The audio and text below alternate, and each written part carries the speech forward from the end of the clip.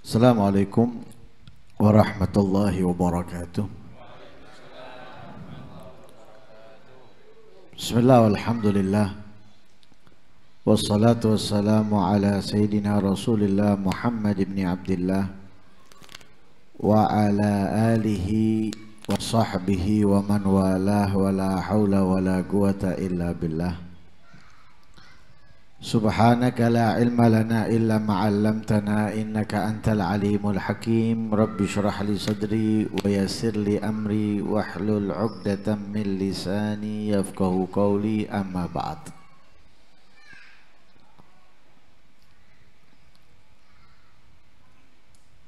Yang saya hormati para tokoh masyarakat, para jajaran takmir Masjid Al-Firdaus, hadirin hadirat yang mudah-mudahan kita semuanya mendapatkan rahmat Allah, mendapatkan ampunan Allah, mendapatkan ridhonya Allah, mendapatkan surganya Allah subhanahu wa ta'ala. Amin Allahumma. Alhamdulillah, kita masih berada di bulan Syawal yang tinggal beberapa hari lagi akan keluar dari kita. Tadi disampaikan di sambutan di masjid ini khususnya, atau di masjid-masjid yang lain pada umumnya, juga musola-musola. Bulan Ramadan itu ada beberapa ketaatan, kebaikan yang gemar dilakukan oleh umumnya umat Islam. Apa ya gitu? Pertama, puasa. Yang kedua, sholat sunnah, ya, khususnya tarawih. Yang ketiga, menghadiri majelis ilmu. Yang keempat, darusan. Yang keempat, darusan. Ini kalau di bulan Ramadan, puasa mudah, gampang, boleh akeh barengi.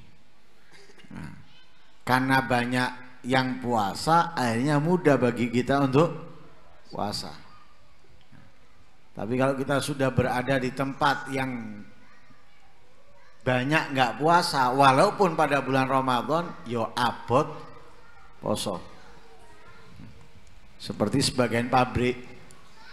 Nah, sebagian pabrik itu hampir mayoritas pegawainya nggak puasa. Lah itu yang nggak puasa, yang puasa di situ berat. Kenapa? Kanan kirinya ini lingkungannya nggak ada yang puasa, padahal bulan Ramadan. Lo bayangkan kalau di luar bulan Ramadan yang sudah pasti banyak yang nggak puasa daripada yang puasa. Kalaupun ada yang puasa, nggak ketoro. Tidak terlihat. Karena apa? Karena banyak yang tidak berpuasa. Karena banyak yang tidak berpuasa. Kalau untuk puasa saya nggak akan bahas, karena itu berat. Puasa sunnah itu berat. Puasa wajib aja untuk sekarang ini seperti yang disampaikan, semakin tahun tantangan kita itu untuk mengajak orang menjalankan apa yang menjadi kewajibannya kepada Allah semakin berat. Karena apa? Kita bisa lihat Ramadan itu seperti nggak Ramadan bisa. Ramadan sudah nggak sama lagi seperti dulu. Kalau dulu itu hawa Ramadan itu masih bisa dirasakan, entah itu di awal-awal ataupun di akhir. Sekarang ini hawa Ramadan hampir nggak bisa dirasakan. Kecuali kalau kita berada di masjid, nggak tahu sana sini, kita bisa merasakan Ramadan. Tapi kalau kita keluar, nggak bisa merasakan hawanya Ramadan. Kenapa? Warung kabeh buka, orang makan, minum, ngerokok itu nggak ada wis. Ya, jangankan yang itu, yang bahkan yang haram teler itu sudah dilakukan di depan umum. Nah, itu saya nggak akan bahas untuk puasa sunnahnya sudah. Yang kedua, sholat sunnah ini perlu. Kita ini sudah berlatih di bulan Ramadan, seperti yang dikatakan tadi itu, jangan sampai keluar Ramadan apa yang sudah kita biasakan di bulan Ramadan itu sirna dengan datangnya bulan Syawal. Tapi hendaknya ada efeknya di kita, apa yang kita dapatkan pada bulan Ramadan. Sholat sunnah kita ini alhamdulillah di bulan Ramadan sudah melatih diri memperbanyak sholat, walaupun semi adat buat kita ya. Buat kita ini semi adat, Ramadan terawih semi adat, bukan karena sholat sunnah, bukan, semi adat. Karena memang adat, makanya karena saya katakan semi adat. Boleh apa? Rame ini 5 hari pertama, maksimal 7 hari. Mari ngono. Tek wis makmume. Muncul meneng makmum nang di akhir. Makanya semi adat. Tapi kalau orang tidak menganggap itu adalah adat, tapi menganggap itu adalah sebuah ibadah ketaatan, dia nggak akan meninggalkan tarawih. Dari awal sampai akhir Ramadan dia nggak akan mungkin meninggalkan tarawih kecuali kalau udzur. Entah itu badannya sakit, ya, atau entah itu ada sesuatu yang nggak mungkin dia meninggalkannya, akhirnya dia nggak tarawih. Itu untuk orang seperti kita. Tapi kalau mereka para orang-orang mulia ketika tertinggal di masjid waktu berjamaah, mereka tetap melaksanakannya di rumah, ya, dengan jumlah rakaat yang biasa dia lakukan. Lah jangan sampai kita sudah melatih diri ini memperbanyak sholat, ketika keluar dari bulan Ramadan hilang begitu saja. Padahal kita bisa salurkan banyaknya rakaat ini di waktu-waktu yang berbeda. Kalau Ramadan satu waktu ini, mari Isya langsung. Nah ini enggak, kita bisa banyak tapi kita bagi-bagi. Yang enggak biasa sholat duha mestinya sholat duha, yang enggak biasa sholat witir mestinya sholat witir, yang enggak biasa qobliyah ba'diyah mestinya qobliyah ba'diyah. Berarti apa? Kalau kita biasanya 20 rakaat itu kita bagi qobliyah ba'diyah, kita bagi duha dan witir. Berarti apa? Keluar dari bulan Ramadan, rakaat yang biasa kita lakukan bulan Ramadan itu kita lakukan di luar bulan Ramadan sampai Ramadan yang akan datang. Kemudian datang Ramadan yang akan datang, 20 rakaat yang biasa yang kita lakukan di Ramadan itu loh kita salurkan ke sholat sunnah yang lain. Entah itu di qiyamul lail, bangun malam, ya, kemudian menambah jumlah rakaat duhanya atau menambah jumlah rakaat witirnya dan yang sebagainya. Ya. Jadi agar apa? Agar Ramadan itu bukan apa? Bukan ibarat apa timba bocor buat kita. Ya. Diisi penuh, berjalannya waktu habis. Ketemu Syawal entek wis bersih. Ya, jangan. Ya. Ini mumpung masih ada bulan Syawal, masih belum lama kita meninggalkan Ramadan. Yang kedua, mencari ilmu. Mencari ilmu ini bulan Ramadan, masya Allah, setiap hari di masjid-masjid ataupun musola. Ya. Husnudzon aja ya, niatnya mencari ilmu, bukan nyari buko. Ya. Husnudzonnya ini husnudzon, mencari ilmu setiap hari. Ya. Aktif, ya, aktif tidak pernah telat. Berarti kita punya apa bisa gitu loh, mencari ilmu setiap hari itu bisa. Lah tapi kalau di luar bulan Ramadan kita selalu memiliki alasan. Wah saya enggak bisa ini itu dan sebagainya. Buktinya di luar Ramadan kita bisa. Lah berarti apa? Berarti alasan ketika di luar Ramadan itu karena apa? Karena beratnya kita melakukan kebaikan. Lah, di Ramadan sudah kita latih. Mestinya ketika keluar dari bulan Ramadan itu kita lanjut aktif dalam mencari ilmu. Yang ketiga, yang terakhir, Al-Quran.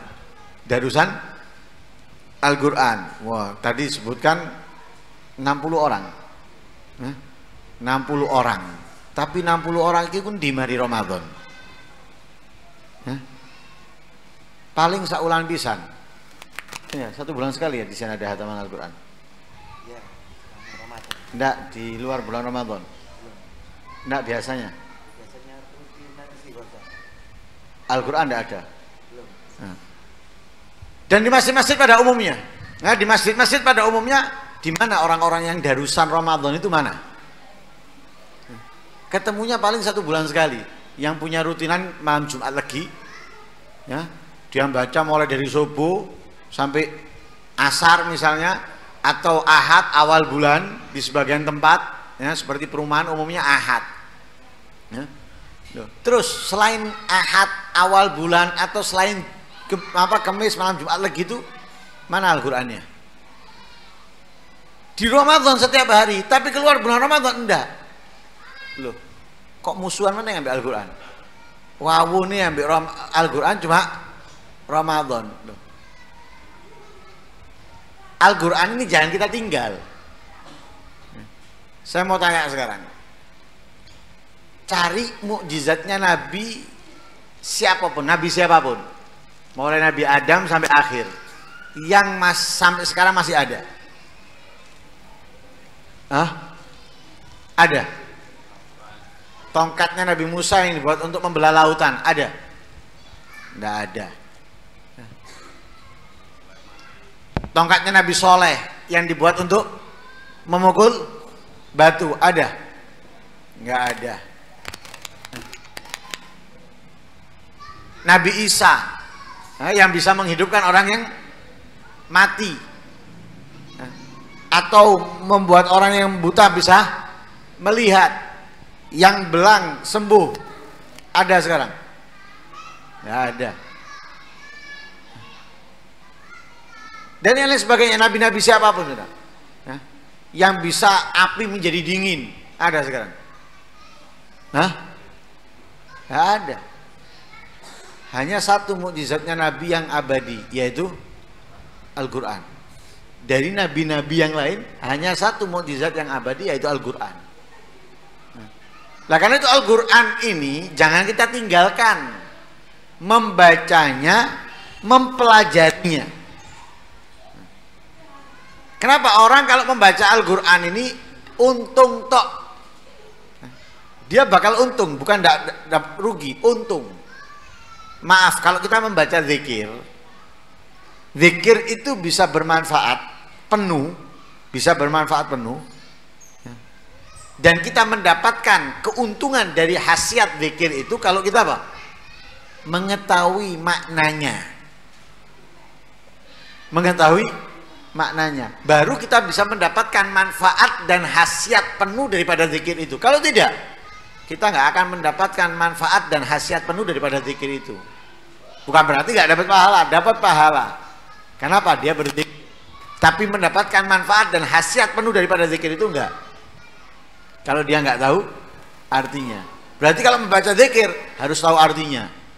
Kalau ingin mendapatkan manfaat dan khasiatnya sempurna. Tapi Al-Quran kita ngerti ndak ngerti, pahalanya penuh. Pahalanya penuh. Nggak paham saya apa ini, maksudnya apa ini nggak perlu tahu sudah. Kamu membaca, kamu mendapatkan pahalanya. Pasti untung. Lah karena itu jangan kita tinggalkan Al-Quran. Yang bisa satu halaman, yang bisa satu lembar bolak-balik, yang bisa setengah juz, yang bisa satu juz. Yang penting jangan tinggalkan Al-Quran. Bacalah Al-Quran setiap hari sebagaimana ketika kita di bulan Ramadan, walaupun jumlahnya jauh berbeda. Oh, kalau di bulan Ramadan kita bisa membaca berjus-jus dalam satu hari. Ya, darusan itu dari jam berapa sampai jam berapa jus itu. Ya. Di luar Ramadan oke lah. Ya. Sebetulnya kalau kita mau membagi waktu kita untuk membaca Al-Quran ini enteng, yang sudah lancar membacanya bisa satu hari satu jus bisa, satu hari 2 jus juga bisa. Tapi karena mulai awal sehari 1 jus saja sudah. Untuk yang sudah lancar membacanya, satu hari 1 jus. Bagi, jangan langsung semuanya. Ya. Habis sholat subuh 2 lembar, habis duhur 2 lembar, habis isya, habis asar 2 lembar, habis maghrib 2 lembar, habis isya 2 lembar, 1 jus sudah.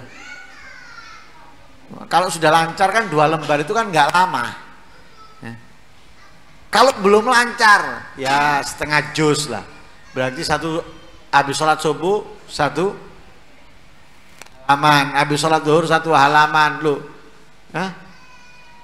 Isya dapat setengah jus.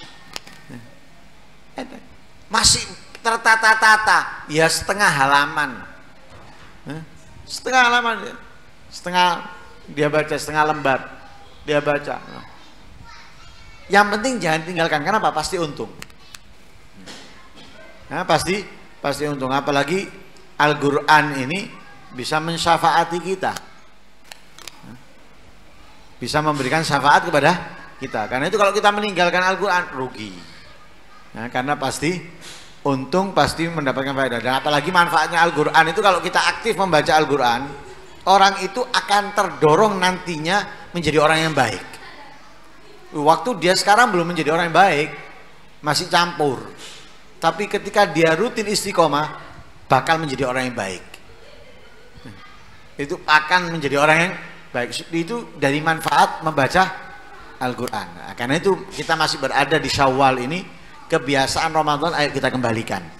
Nah, di luar Ramadan kita kembalikan, walaupun jumlahnya jauh berbeda dengan Ramadan. Yang penting kita kembalikan. Kalau kita bisa puasa sunnah ya puasa sunnah. Nah, kalau kita bisa membaca Al-Quran ya kita membaca Al-Quran.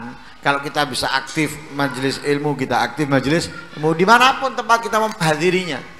Nah, dimanapun tempat kita menghadirinya, jangan tinggalkan sudah kebiasaan kita pada bulan Ramadan. Kita harapkan mudah-mudahan Ramadan yang akan datang, kita dipanjangkan usia kita oleh Allah sampai Ramadan yang akan datang, iman kita, Islam kita dan ketakwaan kita lebih sempurna dari Ramadan sebelumnya. Amin Allahumma amin. Dan semua doa-doa kita, amal kita diterima oleh Allah, diijabahi oleh Allah. Amin Allahumma amin. Wassallallahu alaihi wasallam Muhammadin wa ala alihi wasallam. Alhamdulillahi rabbil alamin.